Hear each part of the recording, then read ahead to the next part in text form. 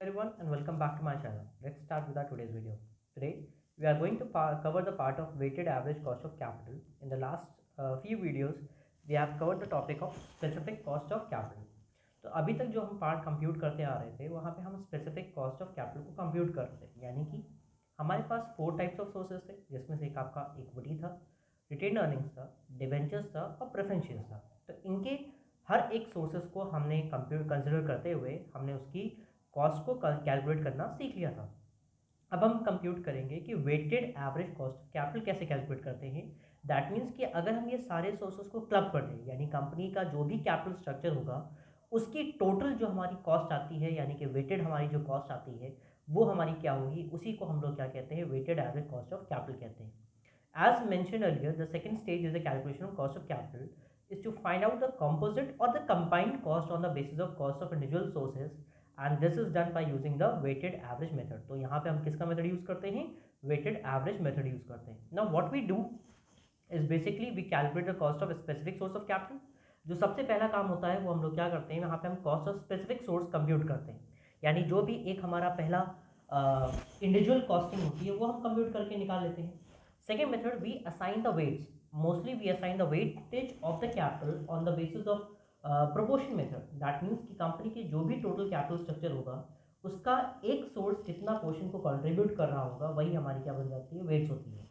And then we basically multiply the specific cost with their weights, and after that we divide the total weights with that specific total cost. तो इस तरीके से हमारी क्या चीज़ calculate हो जाती है, weighted average cost of capital को हम कैलकुलेट कर लेते हैं. Let's see a practical on this basis. आगे एक प्रैक्टिकल लेते हैं, and it says that the capital structure of ABC is as follows. Find out the weighted average cost. Debentures से हमने अरेंज किए 5 लाख रुपए, जिसकी हमारी कॉस्ट कितनी है, 8% आ रही है, बिफोर टैक्सेस आ रहा है. और प्रेफरेंस शेयर्स की 4 लाख है, इक्विटी शेयर्स 8 लाख है, रिटेन अर्निंग्स 3 लाख है, एंड 10% आफ्टर टैक्स हर एक की आपके पास क्या दे रखी है, कॉस्ट दे रखी है. First and the most important thing is that कि आपको ये चीज़ ध्यान रखना होगा कि अगर आपको स्पेसिफिक कॉस्ट ऑफ कैपिटल को कैलकुलेट कर रहे हो तो ये ध्यान रखिएगा कि सारी कॉस्ट क्या होगी, सेम होगी. दैट मीन्स जब हम वेटेड को कंसिडर करते हैं तो जो भी हमारी स्पेसिफिक कॉस्ट होनी चाहिए उन सब का पैरामीटर्स क्या होना चाहिए, सेम होना चाहिए. दैट इज अगर आप देखो नीचे के 3 आफ्टर हैं तो इसको भी हम किस में कन्वर्ट कर देंगे, आफ्टर के केस में हम इसको क्या कर देंगे, कन्वर्ट कर देंगे. As we all know that कि अगर डिबेंचर्स हैं ये हमें टैक्स रेट में बेनिफिट देते हैं तो we simply calculate this by cost of debt that is before tax. 1 minus tax rate के हिसाब से हम फॉर्मूले में अप्लाई कर देंगे. सिंस हमारा cost of debt before tax कितने का है, 8% का, 1 माइनस टैक्स रेट कितने का है, 25, दैट इज 0.25 से हम माइनस करके सॉल्व कर देंगे तो जो हमारी कॉस्ट निकल के आएगी दैट विल बिकम और that will be called as the cost of debentures after taxes. So इस तरीके से हमारे पास हर एक की इंडिविजुअल कॉस्ट आ गई. Now we have to assign the weights. अब आप देखिएगा कि हम वेट्स कैसे असाइन करते हैं.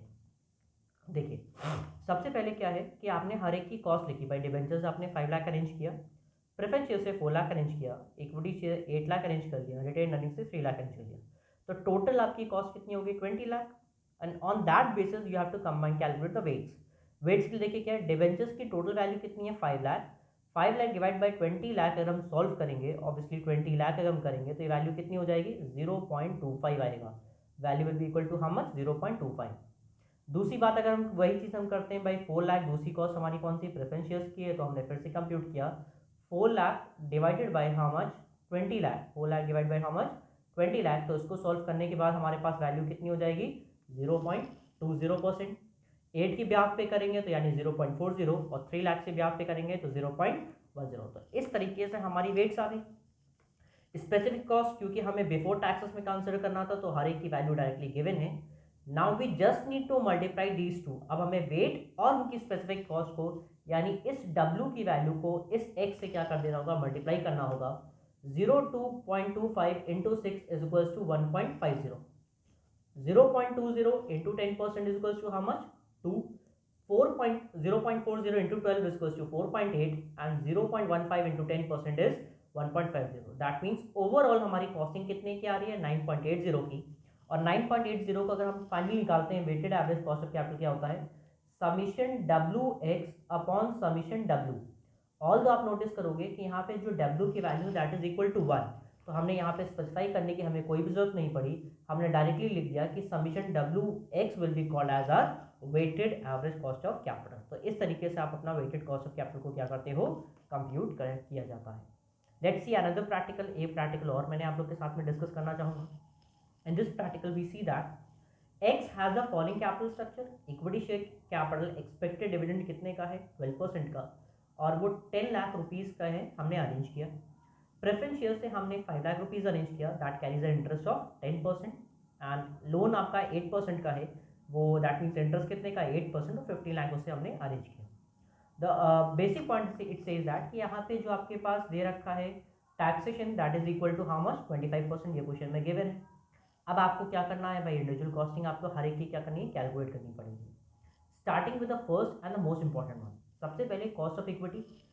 डिविडेंड मॉडल दे रखा है, तो डिविडेंड दे रखा है, हमको ये नहीं बताया कि पहले की क्या वैल्यू है, तो बाय डिफॉल्ट उसे 100 रखेंगे और मानेंगे जितना अभी हम डिविडेंड पे कर रहे हैं that will become the cost of equity, क्योंकि 12% का डिविडेंड डिक्लेयर करने के लिए हमने बात कही थी, तो 12% हमारी क्या हो जाएगी, cost of equity. Preference shares were carrying a fix rate of dividend at the rate of 10%, तो वही हमारा क्या बन गया, डिविडेंड का रेट बन गया। और अगर हम बात करते हैं डिवेंचर्स के केस में, यानी कि ये डिवेंचर्स कह दें या फिर लोन के केस में बात करें, तो वहाँ पे 8% का फ्लैट रेट है, 8% का फ्लैट रेट है।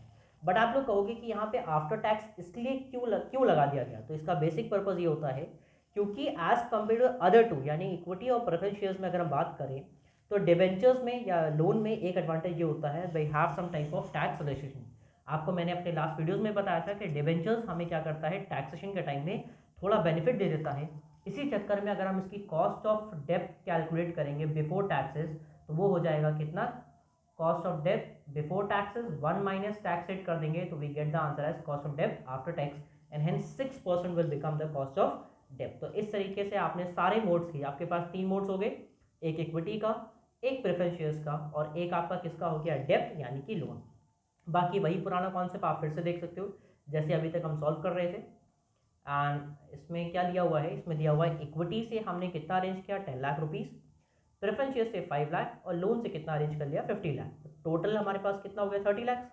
वेट निकालने का तरीका आपको पता है, लोन अमाउंट कितने का है, 10 लाख, और टोटल लोन कितने का है, 30। ऑब्वियसली अगर हम सॉल्व करेंगे तो कितना आ जाएगा, 0.33। उसी तरह दूसरे की अगर हम बात करें तो 5/30 कर देंगे तो कितना हो जाएगा, 0.170, और 15/30 अगर हम कर देंगे तो ऑब्वियसली वैल्यू कितनी हो जाएगी, 0.50। तो इस तरीके से हमारी वेट्स की वैल्यू आ गई। Next factor is cost of, हमें कैपिटल दे रखा है, वो भी आफ्टर टैक्स मैंने हर एक की क्या है, कंप्यूट कर रखी है।